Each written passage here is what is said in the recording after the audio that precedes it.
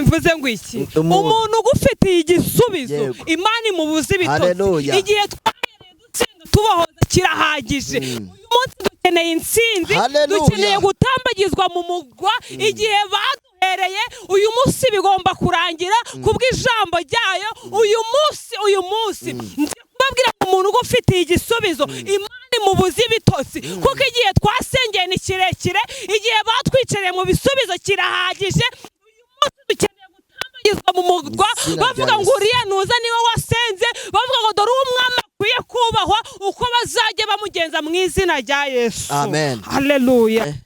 Ni nko kuvuga ngo urutare rwakwicariye Imana iruvaneho kuko hari igihe bagishiraho bagakorotira na sima kandi ikintu kiriho sima kiba gikomeye bagashingaho na za ferabeto barangiza bakamera nk'abantu bakuzigiye ahantu hamwe ukazajya uhora ucuruza ukabona byaranze ugahora usengera ubohoza umugabo n'ubundi akakunanira ntakizwe ariko kubw'ijambo ry'Imana no kubw'agaciro k'amavuta ka Mwuka Wera. Haleluya. Bitegeka ukavuga ati mwami we igihe Moridekayi yahagaze ku irembo zikamunyagira nanjye igihe iyo bigeze iki gihe umugabo yasize araza akatsindira atantamahiye ariko ndagira ngo nkubwire nawe ukeneye gutambagizwa mu mutwa ukavuga ati dore uko umwami haleluya umwami akunze dore ukajya mutambagiza mu mutwa nanjye nkitwa sheri bakantwaza ishakoshi ayigamana we haleluya nawe ukeneye gutambagizwa mu mutwa nawe bitabera sheri nawe byakubera mama nawe bitabera haleluya nawe bitabera